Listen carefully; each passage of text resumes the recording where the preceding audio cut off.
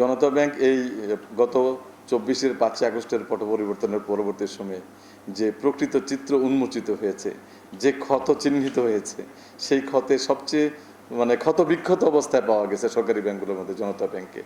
Around 70% ঋণ আমরা খেলাপিতে দেখেছি। তো এই সমস্ত কিছু কিছু ঋণ আগে থেকে খেলাপি ছিল, কিন্তু সেগুলাকে আবরণ দিয়ে ঢেকে রেখে সে খেলাপিতে দেখানো হয় নাই। তো এগুলো বেরিয়ে আসছে। আবার নতুন করে যারা এই ঋণগুলো পর্যালোচনা হয়েছে, তখনও খেলাপি হয়েছে। তো এই খেলাপি ঋণগুলো আদায়ের জন্য আমাদের হাতে গোনা 20টা টপ 20 ঋণ গ্রহীতার কাছে আমার প্রায় 60% এই খেলাপি ঋণ তাদের কাছে। আমি যদি আরও ছোট করি, তাহলে দেখা যাবে যে হাতে গোনা 5 জন ঋণ গ্রহীতার কাছে, গ্রুপের কাছে আমার এই বড় বড় ঋণগুলো সবগুলো আছে। ফলে এই ব্যাংকটাকে ঘুরে দাঁড়ানোর জন্য এই বড় বড় জায়গাগুলো থেকে ঋণ রিকভারি করাটা একটা খুবই গুরুত্বপূর্ণ জিনিস। যে প্রশ্নটা আপনি গুরুত্বপূর্ণ প্রশ্ন করেছেন, আমরা বিশ্বাস করি যে এখানে একটা আইনের শাসন চালু হচ্ছে, এবং কেউ যদি অন্যায় করে তার জন্য সে শাস্তি পাবে, এটা খুবই চিরন্তন। সেই ধরনের ব্যবস্থা ইতিমধ্যে সরকার গ্রহণ করেছে। আমরা নতুন পর্ষদ এবং নতুন ম্যানেজমেন্ট এইটার দায়িত্ব নেওয়ার পর থেকে আমরা আমাদের ব্যাংকার হিসেবে আমাদের হাতে বেশ কিছু টুলস থাকে, যেগুলো দিয়ে আমরা ঋণগুলো আদায় করি। তার মধ্যে অন্যতম থাকে আমাদের যদি যে জামানত থাকে, সেই জামানতগুলো বিক্রির আমরা উদ্যোগ নিই।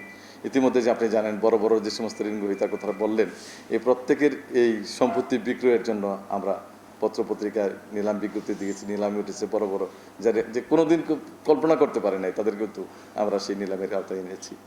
আর পরে প্রত্যেকের নামে ইতিমধ্যে মামলা দায়ের করা হয়েছে। সুতরাং মামলাটাও একটা ভালো পর্যায়ে যাচ্ছে। অর্থ ঋণ আদালতের মামলাগুলা একটু স্লো যায়, কিন্তু যেহেতু অর্থনৈতিক বিষয় জড়িত থাকে, হিসাব নিকাশের বিষয় জড়িত থাকে, প্রত্যেকটা চলমান অবস্থায় আসছে এই সমস্ত বড় বড় ঋণ গ্রহীতাদের ক্ষেত্রে। এখানেই আমরা থেমে নেই। আপনারা জানেন যে পত্রপত্রিকায় আসছে, আপনারাই অনুসন্ধানী টিম দিয়ে বের করেছেন যে এই দেশ থেকে অনেক টাকা ইতিমধ্যে পাচার হয়ে গেছে। সেই পাচার হয়ে যাওয়া টাকা পরিমাণটা কিন্তু অনেক বড়। সেই টাকাটা যদি আমরা ব্যাক করতে না পারি, তাহলে যে সমস্ত ঋণগুলো এখান থেকে গিয়েছে, সেই সমস্ত ঋণের এগেনস্টে জামানতের পরিমাণ কিন্তু খুব কম। তো সেই শুধু জামানত বিক্রি করে দিয়ে পুরো টাকা রিকভারি করা যাবে না। ফলে সরকার এবং বাংলাদেশ ব্যাংকের গভর্নর মহোদয়ের একটা নির্দেশনা ছিল যে আমরা যাতে এই স্টোলেন অ্যাসেটগুলো আমরা বের করে নিয়ে আসতে পারি।